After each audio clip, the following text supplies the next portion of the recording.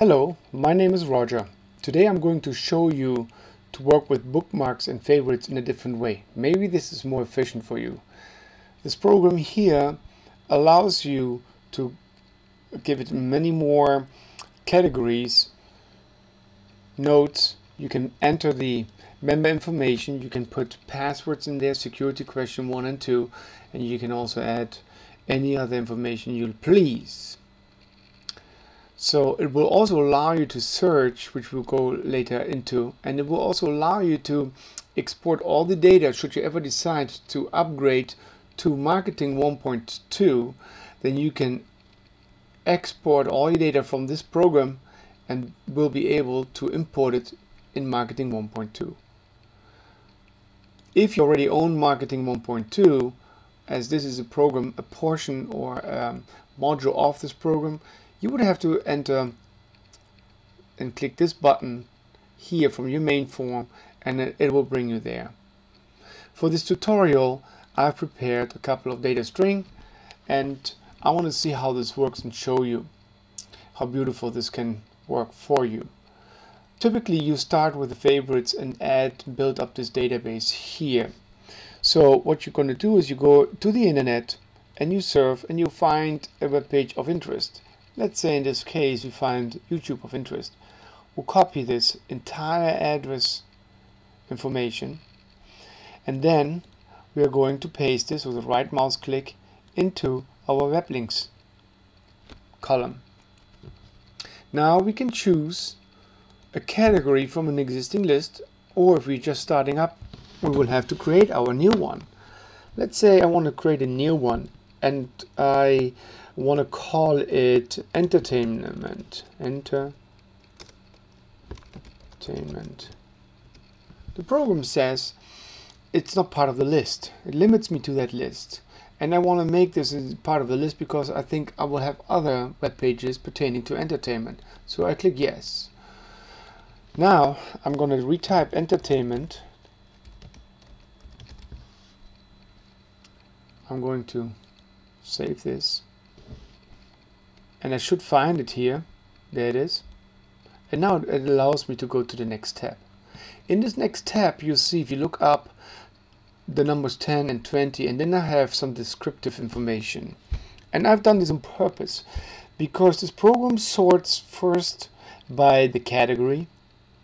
See here, education, and then email, and then home, then L and S, and so on and so forth.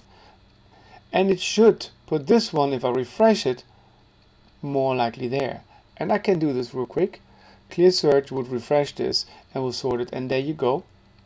Entertainment pops up now here. I now put some information here in the notes. Let's say I start with the number 10. I can use any number I want, but I use 10 20s for now, because as I'm building this database, I may find some which are more of a higher priority, maybe a 5 or a 7 or a 15 later on. So I don't have to make changes all the time. And now I type something descriptive, YouTube info, for example. It doesn't matter, it depends on what you feel like is most important.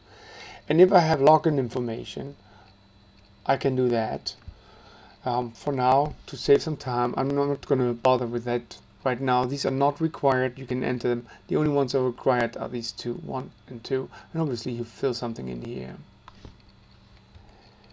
If I have a large database, I may have hundreds and hundreds and maybe 1,000 even addresses to look for. So make sure your description here is that you can kind of memorize it. If you have to filter, and this will show up to 20 line items. Right now I've only entered a few, 9 to be exact. It will show me up to 20 line items. If there are more, I can scroll them down, and I can start typing in what I want, what's appearing in the notes.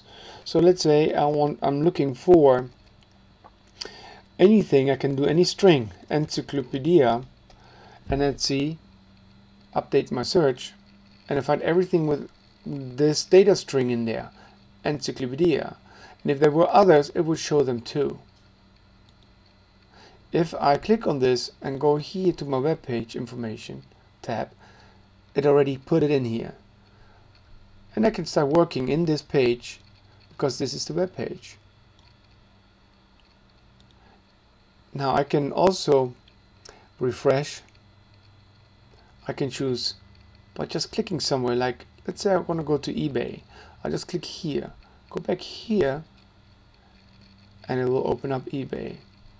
Now it will restrict me to strictly this particular web page, but I may want to do the traditional way, so we can do that as well. We just click then on this link here. One time should be enough, and it opens up my eBay, and I can go on the traditional way and serve as I please. Going back to my program, let's say I'm upgrading to another software package from rc-soft, and I want to use my existing data. Then I click this export button, and it will put it into an Excel sheet, 97 to 2003. For this tutorial, and I practiced this, so you recognize them already there. They wouldn't show up in yours, and I put it in the path tutorial. But it doesn't matter. I can override it, and I say it does already exist. Yes, I'm going to override that. Now it takes a second table because all the data are stored in tables. Yes, I'm going to overwrite this one too. Now remember where you put them, because when you import it later on, you need to go to the same path and import from there. Don't change anything on the formatting of that Excel sheet, because if you want to import, then you need to make sure that all the data strings are in a format which that importing program will understand. In our case, that will not be a problem, since if we have bought a program from rc-soft, then it should be compatible. Now let's go ahead, and I'm here in that rc-soft program, and I'm clicking this button, and mine is empty here, and I want to upgrade to Marketing 1.2. All I now have to do is I click external data, I go to Excel, and I'm going to find my information, and I had it already prepared. It goes to tutorial, and I need these three to incorporate in my database. So I open it up, and there pops up the name. I append, and I'm looking for the same name. I've not changed the name, so I'm looking for the same name, which is right here. And we shouldn't experience any problems. Click next, since we have not fooled with any data. And my categories should now be incorporated. Now this is going to be very, very fast, even if you have thousands and thousands of data. And there they are. All my categories just came in here. Okay, let's put now our favorites in there. Let's go again. And I do this a little bit faster.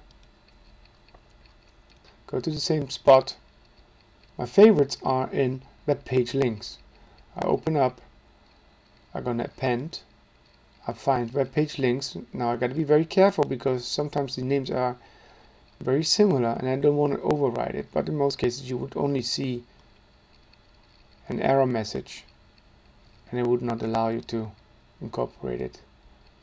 And there you go. I accept this.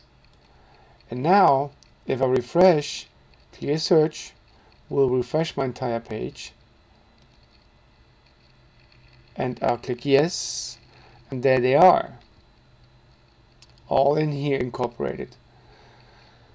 You may have noticed something, another pop-up before, that can and that may or may not happen with you, so don't worry, just accept that. And now I have updated this and the category. Now I've not updated my notes yet, so I'm doing this also real quick. External data, and I'm doing this now very fast. I don't want to bother anybody. Open, append, in here, go to my notes and my web page links. Make sure this is the same one as here, web page links, notes and reminders. Okay, next, finish, and that'll be it. And now my notes, after refreshing it,